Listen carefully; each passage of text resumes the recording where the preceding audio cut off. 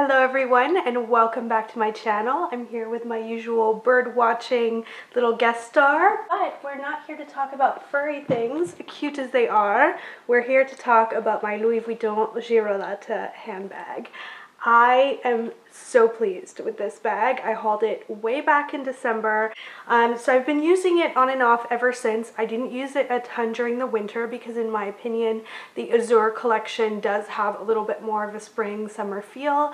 You don't necessarily have to follow that. I actually think it would look great with winter whites as well. That's just my style. I have nonetheless gotten a ton of use out of it in Hawaii both times that I've been there, and then I've been using it for work every day for the last 2 weeks since I've been back from Hawaii as well.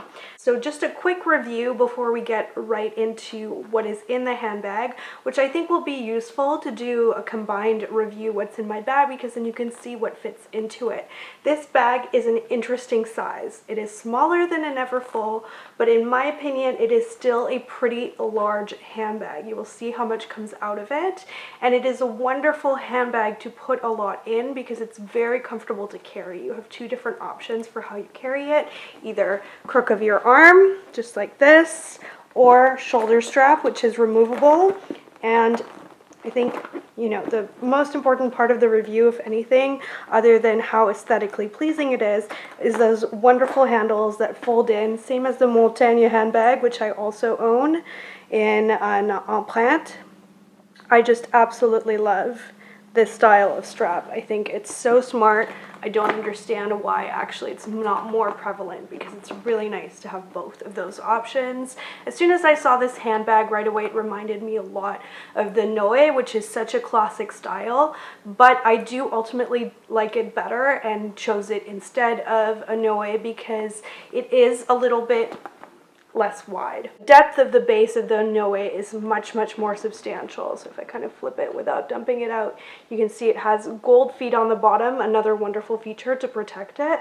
And the base is much longer than it is wide. And so you kind of get all of the benefits of a drawstring kind of bucket bag in terms of the styling, but it doesn't stick out from your body quite as much, about 3/4 as much as you would with a Neverfull. I think the big difference between this bag and a Neverfull, if you're balancing between those two, is that the Neverfull will comfortably be able to fit a laptop and lots of books. It's a good carry-on bag or baby bag potentially for those reasons.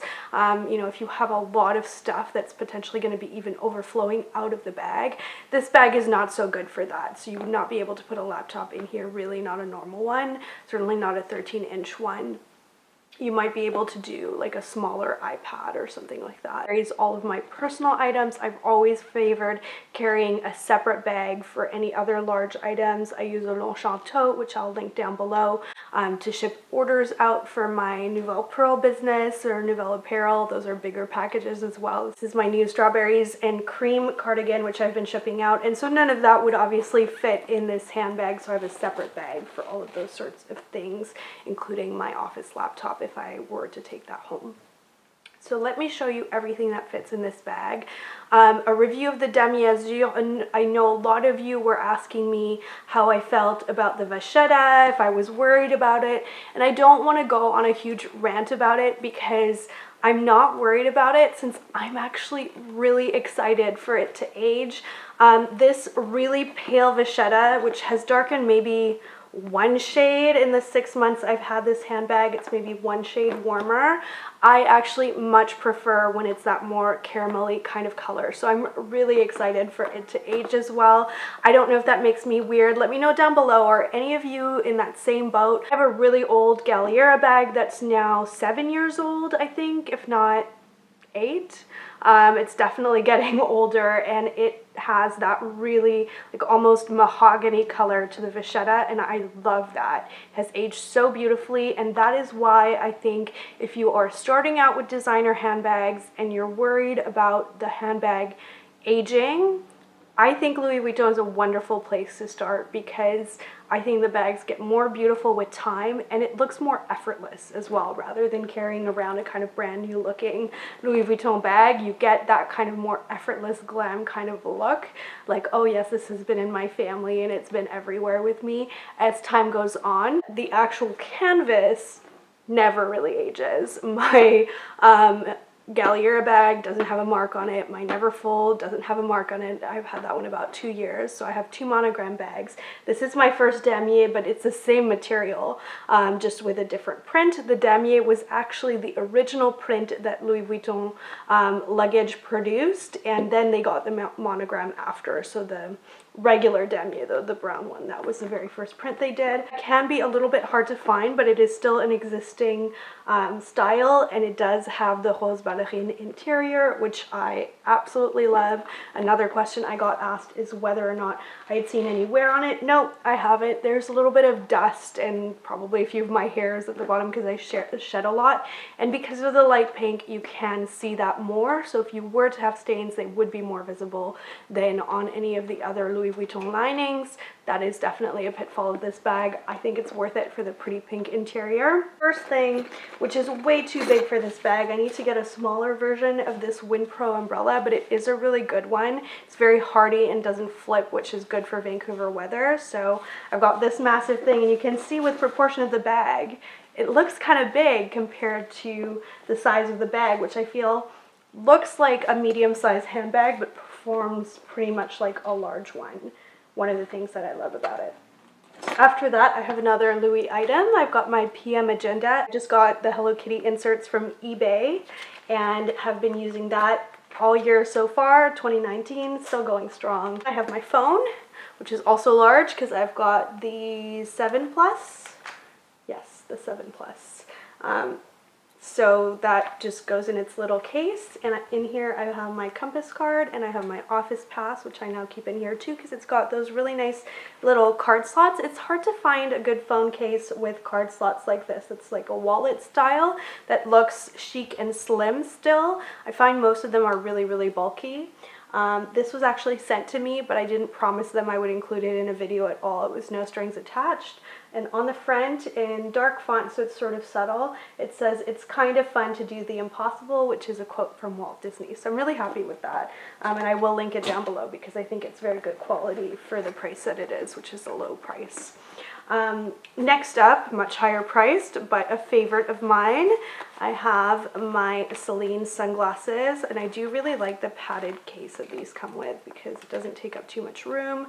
These are enormous, which is how I like my sunglasses. They're tortoise shell.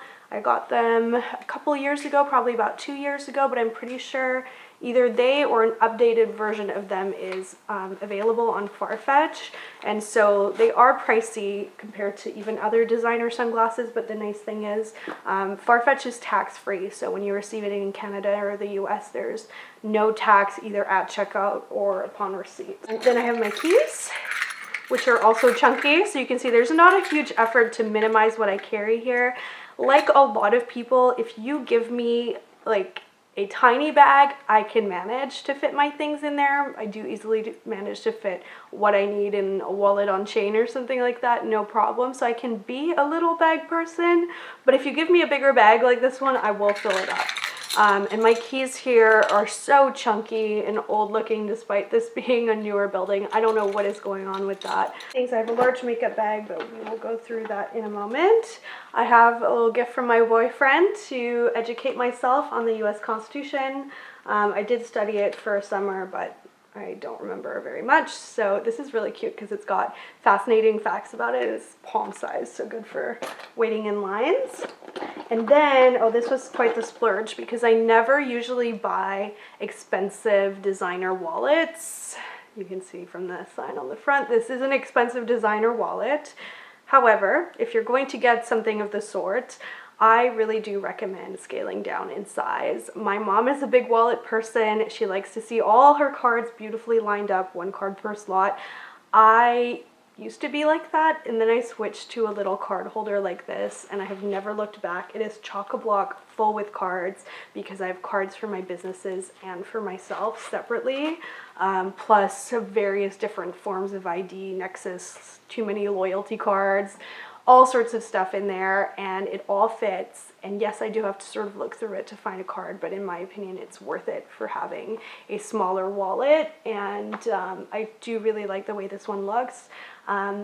For Chanel, I think it was around $400, which is on the lower side of things for wallets there. This actual size of wallet there runs from around $400 to $800, and this style, I don't know if it's part of the Cambon line or not. It doesn't have a lot of the styling of that line, but it does have that sort of logo on it. It is caviar. It's worn so well, and I feel like I get the same experience out of using it as the boy style that is the same size, but it was about half the price, so at least that's something. I have my cosmetic bag here, which is newer. I'm so happy with this. I'm going to fully go through it in a moment, but first, let me show you, oh, one more thing.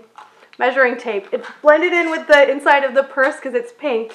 I got this in a PR box from Mark Anthony. Nicest little gift ever, because anyone who's in design, whether it's interior design, jewelry design, anything, you're always looking at measurements all the time. So this is really nice to have and carry around.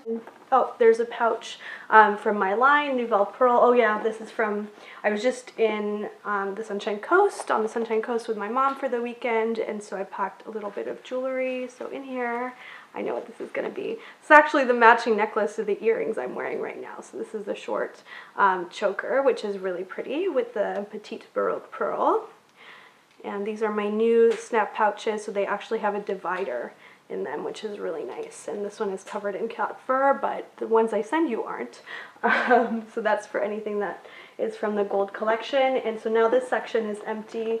So there's a nice little pocket here that you could put your phone in or anything of value. And then here is a zip pouch. This would be a good place to put hygiene products or anything like that that you don't want just wandering away on the inside of your bag. So that is the bag, totally empty now. Then I have my new cosmetic case, and it has taken me a long time to find one that I really, really like, but I do absolutely love this one because I can see everything that's in it. And I know that sounds kind of silly, but I struggle to find like little items. Like if I'm looking for a hair tie, I will think I don't have one. Even if I do, because these bags are sort of small, it's hard to rifle around inside of them, but I don't want it to be too big. So this is a good medium size from Ted Baker.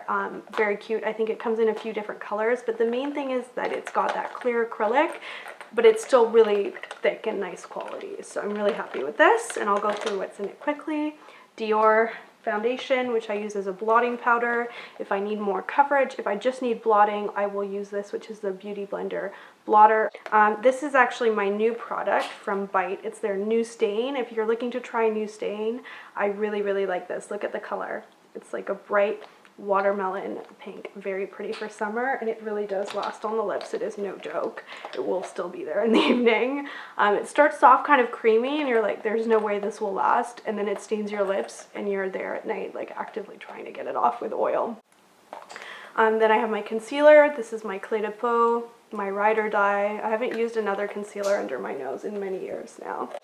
And then I have my Travelo. Now, you have two options. So there is a cheapskate option, which I did for a long time, which is to just go to Nordstrom and get perfume samples so you can have a little bit of perfume with you to reapply if needed.